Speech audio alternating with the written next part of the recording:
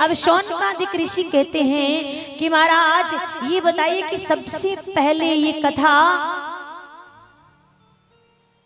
की शुरुआत कैसे हुई? ये जो कथा आप हमें सुना रहे हैं इसकी शुरुआत कहां से हुई? तो कहते हैं कि एक बार वेदव्यास जी विचार कर रहे थे, बैठे बैठे सोच रहे थे कि मैंने इतने वेद लिखे, इतने उपनिषद लिखे, इतने शास्त्र लिखे हैं, लेकिन फिर भी मनुष्य का कल्याण नहीं हो रहा, फिर भी मनुष्य मारा मारा फिर रहा है और इसका कल्याण नहीं हो रहा है। घोर कलयुग में कैसे कल्याण होगा मनुष्य का जब वो पूरी तरीके से माया से गठित होगा, रोगों से पीड़ित होगा, खुद के लिए समय नहीं होगा, वो भगवान के लिए समय कहां से निकाल लेगा, उसका कल्याण कैसे होगा?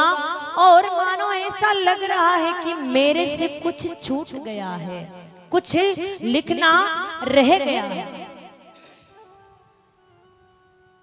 इतना विचार करते करते क्या करते हैं, वो रोने लग जाते हैं। अब देखिए, जब कोई संत रोता है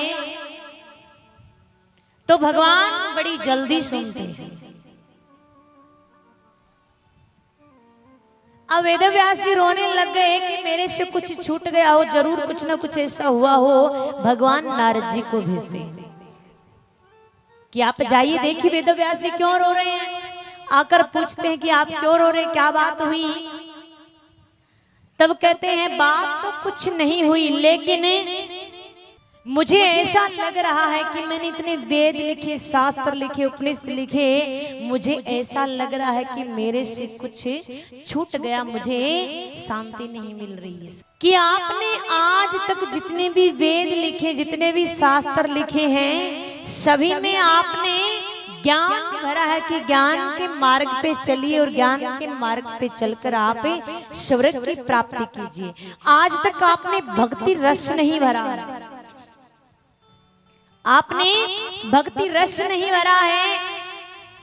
आप भक्ति रस भरिए, आप भगवान की लीला जो है उनका वर्णन कीजिए, क्योंकि कलयुग में ज्ञान की बातें सुनने वाले कम हो गए और धर्म के रास्ते पर चलने वाले बहुत ज्यादा हो गए।